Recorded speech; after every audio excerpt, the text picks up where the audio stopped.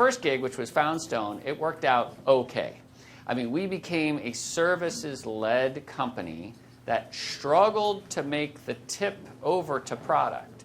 So when we got acquired by McAfee in 2004, we were still 60% services and 40% product. Not many people know that.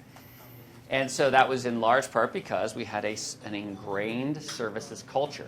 So I say, start with services, but don't take it too far, because you'll become stuck in this model of like, oh, well, we just got to offer one more service, one more this or that, and not offer the product, not deliver. And they also want to go back. Yes. Which is one of the main reasons why, as a VC or as an investor, you don't really like the whole. Yes, that's right. And then services models obviously get valued at a much lower valuation, usually 1x, 1.5 if you're lucky. And so that was a real challenge. So I sort of maybe doubled on that one. I didn't get a home run on the Foundstone transition from service to product, but with Silence, I knew exactly what I needed to fix at that point. It came with, real product-led leadership there on the services side, and it became part of the services culture that we were here for the product. We were here to automate all the work that they were doing. But trust me, there is plenty of work on the services. We'll still scale and grow, and so it quickly flipped. We were 100% the first year, 100% services in the second year. We were maybe 80% services on the third year, believe it or not. Now remember, this was a 6-year company. So we only had 3 more years before we got bought.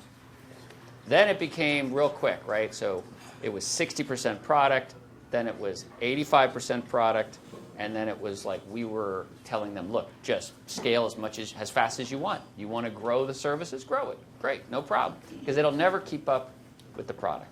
And so it did end up being like a 92% product, 8% service at the end. Yeah, I think that's important. You had a mechanism for learning and getting paid while you do it. And who knows what's going to happen with the economy? But I think when you have a rough economy, you need to figure out ways to get your customers to fund you, and that's one of the ways to do it while you're learning about product market fit. So to answer your question about myself as a buyer, what I'm thinking about, one of the things I'm thinking about is, are you coming to me with yet another project for me? Right? What do I mean by that? When I buy your product, is it going to be, okay, you're going to fix some problem, but is it going to be another project? So am I going to have to hire people and do all this stuff and do all this work and get all this stuff done, which is an additional cost? Sometimes that's inevitable to do that, but I'm already overwhelmed with other projects, most of them undone and underfunded, right? And so I think as you think about innovation and, when you come to someone like me, that's what I'm thinking about. That's the kind of sound you would hear from me. And so, you want to come in and make me go, oh, okay, all right, it's not going to be that. It's not going to be another project. I think going back to the learning, you have to find out what do I consider as value. I had someone talking to me the other day about innovation, said, oh man, this great dashboard. And I had to say, no one effing wants a dashboard. No one wants that thing. They yes, they do. I said, no, they want to move on. They want a solution because they're running a business. They're not actually, other than a few technical CISOs, they're not hobbying on that. They are looking to expose more value to more people, to more channels at higher velocities. Right? They want to go do that. They want this. Typically, if you think about the board and the E-team, they consider security as a necessary evil. I want it taken care of, but I want to move on. So again, don't burden me with the project. Help me and help the people who I'm getting breadcrumbs from their table, right? From the CFO and whatnot. Help everyone have a sense that, okay, you're going to solve a problem. You're not creating projects. You're not creating technical debt for me. We're going to be able to move on. So I'd say that's really what I think. Yeah, and I'll add actually a lesson I learned at Kaiser Permanente, a major healthcare company here in the U.S. that Richard and I worked together at. It was my first real lesson into the doctor world and the mindset of the doctors. Because the doctors really did rule the roost when it came to technology implementation there. And I'll never forget, I got a call, it was probably just a month into the job, from the head of the entire region here in Northern California, which was the big muckety-muck. And he says, Stuart, I just got this policy update, and we're supposed to put passwords on our Wi-Fis? Like, that'll never happen here. I said, okay, well, all deals start with no, right? So I'm ready, okay? I said, really? Well, why, what do you worry about? He goes, it's real simple. you put this policy in today, you're going to kill 20 patients today. You.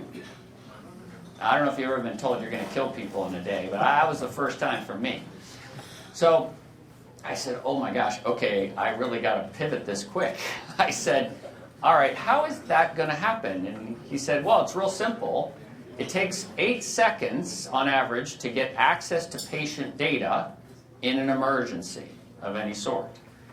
This is going to double that because in our estimates, it's going to take an extra 8 seconds to log in to the Wi-Fi to just get access because they roam around with the laptops. And so you are going to kill people with this change. It's that simple. I said, okay, let me pause the change for now. We're not going to enforce it. And let me get back to you on this. So I did a little digging. And what I learned very quickly was they were just incredibly sensitive to adding any layer, creating any greater complexity to get access to that data. So I called him back a couple days later and I said, all right, I've got a proposal for you. I said, if I can ensure that you will not see this change whatsoever, in other words, it'll be invisible to you, and it'll allow you to get to patient data faster than 8 seconds, will you consider it again? And he says, well, that's impossible, Stuart. We've had a bunch of people try and do stuff like that. It's just never going to happen. But if you can do it, okay, fine. I said, okay, well, just give me a week or two and let's see what happens. Sure enough, went over to the region where he was at, talked to the infrastructure team, and we actually figured out a way to make it completely invisible for them. They didn't even have to punch anything. And it brought the time to patient data down from 8 to 6 seconds.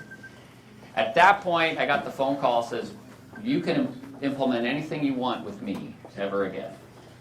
That was a big lesson for me. So you can make it invisible, and you make it easier than what you had beforehand. And that's the cybersecurity solution that will be adopted everywhere. And that was sort of what you're talking about. Yep. Yeah. Don't make a project for me, and don't kill people. Yeah, don't kill people. Okay, there's your second caveat. Yeah, I think it's likely an important lesson to really learn and understand your customer. Now, in towards the future, let's take a look into the future, because there's many companies out here which have quite interesting potential high flyers also in terms of being companies. In terms of the two of you, what would you be interested in? And would you also be interested in European technologies in this case? Would it be something that you would like to invest in? Would it be something that you would like to consider as a buyer, as a CISO? Absolutely. I mean, I want solutions, right? So, yeah, if you're going to bring something that's going to help us, defend ourselves better, faster, cheaper, right? Then I'm interested in that. Don't come to me with a bunch of sloganeering, about. Listen, I write books on data science, decision science, and things like that. Artificial intelligence here. I want to hear what is it you're going to do to give me economies of scale in getting rid of bad guys, and so my business can move on, and so my business can actually, let's say, for example, with GDPR, you're going to allow me to do business in the EU where I was blocked before? Are you going to allow me to open up into a new market? You're going to, I'm going to be able to chase new opportunity that I couldn't do before? Great, I want to hear about that. So I want solutions that are going to enable the business to go faster. Again, I want to expose more value to more people through more channels at higher velocities. Yeah, and the same applies here. I mean, I've invested in a couple, one in the Nordics and one in the UK, directly, personally myself. But what I do encourage everybody to do, it would be the same if I went over to Amsterdam and was selling in Amsterdam. I'd have to have regional office or people there that can support them and their time zones and everything else. But as long as you're accommodating the needs of the customer in that way, I don't think anybody is really against buying from anywhere, especially the innovators and the early adopters of technology, the likes of Richard. There's a lot of CISOs that aren't like that, but absolutely for those groups. And we're expanding, my business is expanding in the EU right now, so why not, right? Yeah, okay. So I'll open it to the floor for one or two questions. If you have them, just please raise your hand. In closing down, because I already got assigned to start to wrapping it up. Yeah. In closing it down, to use to in the towards the future. I mean, we've heard many people say, okay, AI is not going to be the technology that's going to save us. We do need to do much more in terms of automation. And then there's this model about the hyper growth that we're expecting from these companies. What's your perspective and what's your advice there? Well, my perspective these days really forges from the pain of a hypergrowth company. So like I mentioned before, I mean, we didn't have product one or revenue $1 of product until the third year. And then we grew to, well, it was well over 150 million in ARR 3 years later, right? So you can sort of do the quick math, like that's crazy, like breakneck growth. And you think all growth is great, like more the merrier, like grow as fast as you possibly can. We can just hire more people, right? We can just set up more offices, right? No problem. Man, that's not how it works, right? You end up learning a lot of lessons. So what I really think of, what I'm keen to sort of develop is a de-accelerator model. So it's less about acceleration, which we all know speed kills, and it's more about thinking and planning and doing things properly from the beginning and building it up with a nice steady set of growth expectations.